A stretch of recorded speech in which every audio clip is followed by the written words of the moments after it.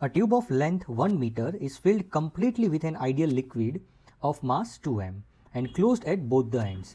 The tube is rotated uniformly in horizontal plane about one of its end.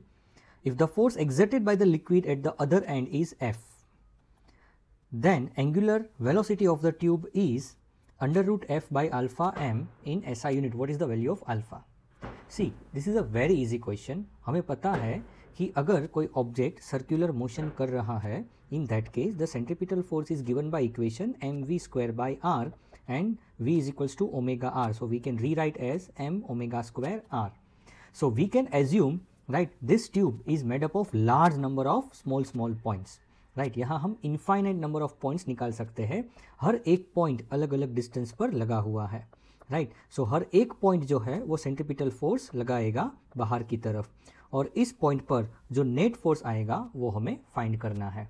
Right, तो हम क्या करेंगे कि कोई एक यहाँ पर जो ये मैंने ऑलरेडी लेबल किया हुआ है, राइट, इस पॉइंट पर हम एक स्मॉल मास एलिमेंट dm ले लेते हैं और उस dm एलिमेंट पर कितना सेंट्रीपिटल फोर्स लग रहा है that we will find out.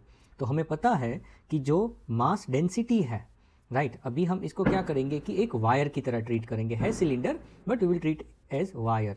सो हम क्या करेंगे, इसकी जो डेंसिटी है, इसकी जो लीनियर डेंसिटी है वो है, let us call that linear density as lambda. So वो हो जाएगा मास बाय लेंथ.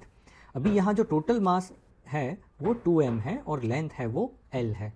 तो ये dm है, उस पार्ट का मास क्या हो जाएगा, तो dm हो जाएगा dm is equals to lambda into dx. dx क्या है, तो ये जो पार्ट है इस पार्ट की जो थिकनेस है या उसकी लेंथ है, तो उस एलिमेंट में कितना मास है.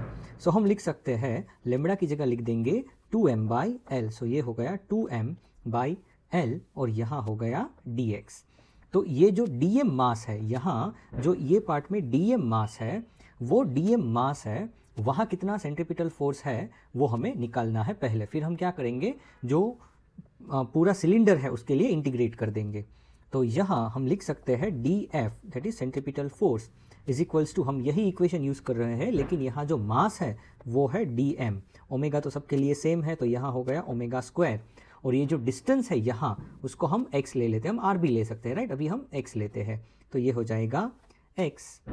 तो अभी हम क्या करेंगे, हम जो है ये पूरी जो टर्म है इसका इंटीग्रेशन करेंगे. तो नेट फोर्स निकालने के लिए हम इस df का इंटीग्रेशन करेंगे. तो ये हो जाएगा dm ओमेगा स्क्वायर x. सिर्फ मैं इसको यहाँ रखा हूँ. अभी जो है dm की वैल्यू पुट कर देते हैं. तो dm की जो वैल्यू है वो है 2m बाई एल. फिर हमारे पास है ओमेगा स्क्वायर x और यहाँ और एक टर्म थी dx. तो अभी हमें इसको इंटीग्रेट करना है कहाँ से, इसकी जो लेंथ है वो हमें 1 मीटर दी है. राइट, तो पहले हम इसको 0 टू l तक इंटीग्रेट करेंगे.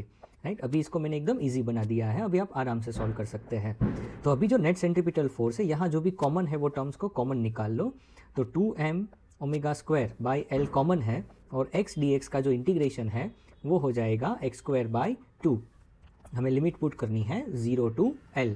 तो ये हो जाएगा 2m omega square into L square, क्योंकि यहाँ x की जगह हम l लगाते हैं, और यहाँ हो जाएगा 2 और यहाँ ऑलरेडी एक l है, तो l and square will get cancel. तो हमें क्या मिलेगा, f इज इक्वल्स टू, यहाँ 2 और 2 भी कैंसिल हो जाएगा, तो हमें मिलेगा m omega square into l. अभी हमें क्या करना है, यहाँ एंगुलर वेलोसिटी जो है वो दी है. तो अभी हम क्या करेंगे, ये जो इक्वेशन है इसमें ओमेगा को सब्जेक्ट करेंगे. तो अगर ओमेगा को सब्जेक्ट करेंगे तो हमें मिलेगा अंडर रूट एफ. राइट, यहाँ आप ओमेगा को सब्जेक्ट करिए तो ये m और l नीचे जाएगा, तो m बाई एल. अभी जो l है, राइट, वो 1 मीटर दिया है यहाँ, तो हम लिख सकते हैं यहाँ under root F by m. Okay, तो यहाँ m का जो कोएफिशिएंट है वो 1 है. इसका मतलब जो अल्फ़ा है उसकी जो वैल्यू है वो क्या हो गई, 1. तो हम लिख सकते हैं अल्फ़ा इज इक्वल्स टू 1.